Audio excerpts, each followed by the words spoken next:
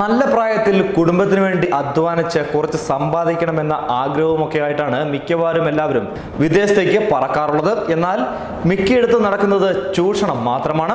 ഇത് അവരുടെ ജീവിതത്തെ മാത്രമല്ല, ഒരു കുടുംബത്തിന്റെ തന്നെ സ്വപ്നങ്ങൾ ഇല്ലാതാക്കുകയും ചെയ്യുന്നുണ്ട്. മലേഷ്യയിലേക്കുള്ള മനുഷ്യക്കടത്ത് പെരുകുന്നതിനോടൊപ്പം നിരവധി മലയാളികളുടെ ജീവിതവും അവതാളത്തിലാകുന്നു എന്നൊരു വാർത്തയാണ് ഞാനിപ്പോൾ പറയാൻ പോകുന്നത്.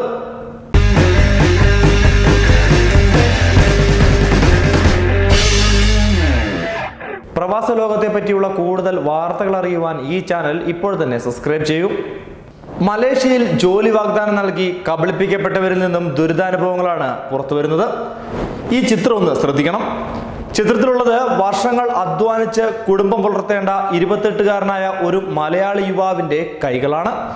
അംഗവൈകല്യം ബാധിച്ച കൈകളല്ല ഇത്. മലേഷ്യയിലേക്കുള്ള മനുഷ്യക്കടത്തിൽപ്പെട്ട് വിശപ്പടക്കാൻ താൽക്കാലിക ജോലി ചെയ്യുമ്പോൾ മിഷൻ കാർന്നു നിന്നതിന്റെ ബാക്കി ശേഷിപ്പാണിത്. മക്കളുടെ നല്ല ഭാവിക്ക് വേണ്ടി അവരെ വളർത്തി വലുതാക്കുന്ന ഒരു രക്ഷിതാവിനും കാണാൻ കഴിയാത്ത ഒരു ചിത്രമാണിത്. യഥാസമയം വീട്ടുകാരെ പോലും അറിയിക്കാൻ കഴിയാതെ വേദന കടിച്ചമർത്തി കിട്ടിയ മരുന്നൊക്കെ വെച്ച് കെട്ടി എങ്ങനെയെങ്കിലും ആ യുവാവ് ഈ മുറിവ് ഉണക്കിയിട്ടുണ്ട്. മലേഷ്യയിലെ കുറച്ച് നല്ല മനസ്സുകൾ ചേർന്ന് അവനെ കഴിഞ്ഞ ആഴ്ച നാട്ടിലേക്ക് അയച്ചു. അവൻ നാട്ടിലിറങ്ങിയ അതേ വിമാനത്തിൽ തന്നെ ലക്ഷങ്ങൾ നൽകി കുറച്ചു പേരെങ്കിലും അവന് പകരക്കാരായി സീറ്റ് ബെൽറ്റ് മുറുക്കി ജോലി സ്വപ്നങ്ങളുമായി തിരിച്ച് പറന്നിട്ടുണ്ടാകുമെന്നത് ഉറപ്പാണ്. ഓരോ ദിവസവും ശരാശരി 5 പേരെങ്കിലും കേരളത്തിൽ നിന്നും ജോലി വാഗ്ദാനങ്ങളിൽ കബളിപ്പിക്കപ്പെട്ട് മലേഷ്യയിൽ എത്തുന്നുണ്ട് എന്നാണ് കണക്കുകൾ. ഈ യുവാവിനോടൊപ്പം ജോലി ചെയ്യുന്ന മറ്റൊരു മലയാളിയുടെ കണ്ണിലേക്ക് ഇരുമ്പ് ചീള് കയറിയിട്ട് മാസം 6 ആയി എന്നാണ് ഇപ്പോൾ അറിയാൻ കഴിയുന്നത്. അയാളെക്കുറിച്ച് കൂടുതൽ വിവരങ്ങൾ അറിയുവാൻ ഇതുവരെ സാധിച്ചിട്ടുമില്ല. ജീവനോടെ ആ യുവാവിനെയും നാട്ടിലെത്തിക്കാനുള്ള ശ്രമങ്ങൾ മലേഷ്യയിലെ സാമൂഹ്യ പ്രവർത്തകർക്കിടയിൽ ശക്തമായി തന്നെ തുടരുന്നുമുണ്ട്. എത്തിപ്പെട്ട സാഹചര്യങ്ങളിൽ നിന്നും രക്ഷ നേടാനാവാതെ വേദന തിന്നു മരിക്കേണ്ടി വന്ന മലയാളികളുടെ ചരിത്രവും മലേഷ്യയിൽ ഏറെയാണ്. കെണിയിൽ അകപ്പെട്ടവരുടെ അനുഭവ കഥകൾ കേട്ടറിഞ്ഞിട്ടും സാഹസികതയ്ക്ക് മുതിരുന്ന 100 കണക്കിന് മലയാളികളാണ് ഓരോ മാസവും മലേഷ്യയിൽ വന്നിറങ്ങുന്നത്. അതിൽ ഭൂരിഭാഗവും ബിരുദധാരികളാണ് എന്നതാണ് വാസ്തവം. ഏജന്റുമാരുടെ ഉയർന്ന ശമ്പള വർധനവിൽ ചാടി വീഴുന്ന 20-നും 30-നും ഇടയിൽ പ്രായമുള്ള ചെറുപ്പക്കാർ തന്നെയാണ് മലേഷ്യയിലേക്കുള്ള മനുഷ്യക്കടത്തിന്റെ നല്ലൊരു ഭാഗം ഇരകളും. 50,000 രൂപയാണ് ഏജന്റുമാർ നൽകുന്ന കുറഞ്ഞ ശമ്പള വാഗ്ദാനം. യോഗ്യതയ്ക്കനുസരിച്ച് 1, 1.5, 2 ലക്ഷങ്ങൾ വരെയുള്ള ശമ്പളവും അവരുടെ ലിസ്റ്റിലുണ്ട്.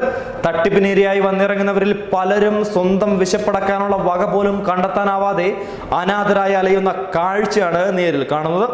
ഏജന്റുമാർ പറയുന്നത് മാത്രം മനസ്സറിഞ്ഞ് വിശ്വസിച്ച തട്ടിപ്പിനിരയായ മലയാളി യുവാക്കളിൽ പലരും സാമ്പത്തിക ഞെരുക്കമുള്ള കുടുംബങ്ങളിൽ നിന്ന് വരുന്നു എന്നുള്ളതാണ് മറ്റൊരു പ്രത്യേകത. അതും വായ്പയെടുത്ത് പഠനം പൂർത്തിയാക്കിയ ബിരുദധാരികളാണ് വിസിറ്റിംഗ് വിസയിലൂടെ ഇത്തരം സ്ഥലങ്ങളിൽ എത്തിപ്പെടുന്നത്. ശരിക്കും ഏജന്റുമാർ തന്നെയാണ് ഇവരെ കെണിയിലാക്കുന്നത്.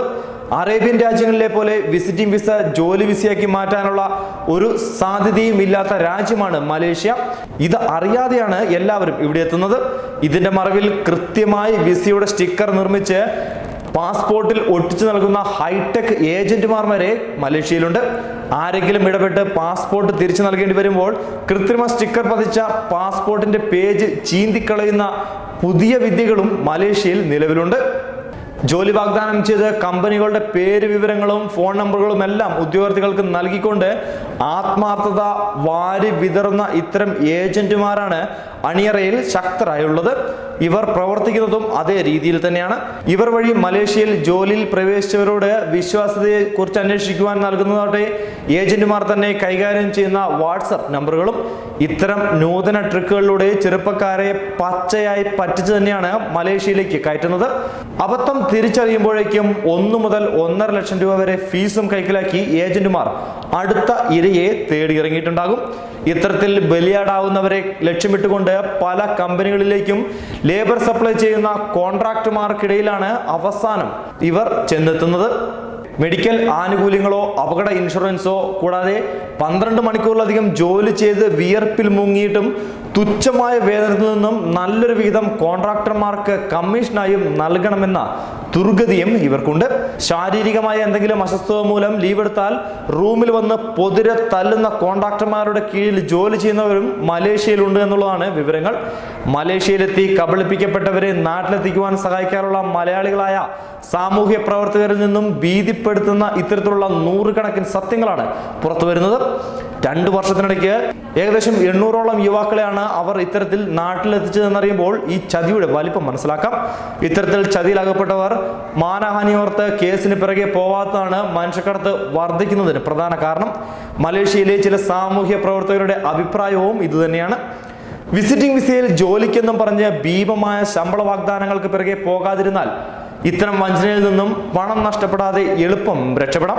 നിലവിൽ തട്ടിപ്പിനിരയായവർക്ക് ഡിസംബർ 31 വരെ മലേഷ്യയിൽ പൊതുമാപ്പ് പ്രഖ്യാപിച്ചിട്ടുമുണ്ട്. അനധികൃതമായി താമസരേഖകളില്ലാതെ രാജ്യത്തുള്ളവർക്കൊക്കെ ശിക്ഷയില്ലാത്ത ചുരുങ്ങിയ ചെലവിൽ രാജ്യം വിടാനുള്ള അവസരം പരമാവധി വിനിയോഗിക്കലാണ് ഇപ്പോഴുള്ള ഏറ്റവും നല്ല ബുദ്ധി. പൊതുമാപ്പ് വഴി രാജ്യം വിടാൻ 80ഓളം കൗണ്ടറുകളാണ് മലേഷ്യയിൽ ഉടനീളം സർക്കാർ ആരംഭിച്ചിരിക്കുന്നത്.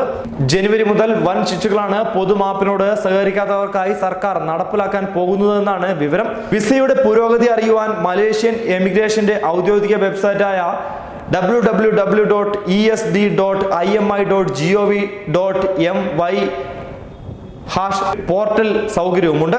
മലേഷ്യയിലേക്ക് ജോലിക്ക് ശ്രമിക്കുന്നവരുടെ വിസയുടെ സാധ്യത പരിശോധിച്ചതിന് ശേഷം മാത്രം യാത്രയ്ക്ക് തയ്യാറാവുക. അല്ലെങ്കിൽ മനുഷ്യക്കടത്ത് മാഫിയകളുടെ നാളത്തെ ഇരകൾ ഒരുപക്ഷെ നിങ്ങളായേക്കാം. നിങ്ങൾ ഈ വീഡിയോ തീർച്ചയായും ഷെയർ ചെയ്യണം. കാരണം പ്രവാസികളും അല്ലെങ്കിൽ നാട്ടിലുള്ള മലയാളികളായാൽ പോലും ഇത്തരമൊരു ചതിയിൽപ്പെടാനുള്ള സാധ്യത കൂടുതലാണ്. ഇത്തരം ചതി മനസ്സിലാക്കി പണവും മാനഹാനിയും ആരോഗ്യവും നഷ്ടപ്പെട്ട ശേഷം പറഞ്ഞിട്ട് കാര്യമില്ല. അതുകൊണ്ട് തന്നെ ഈ വീഡിയോ മാക്സിമം ഷെയർ ചെയ്ത് എല്ലാവരിലേക്കും എത്തിക്കണം.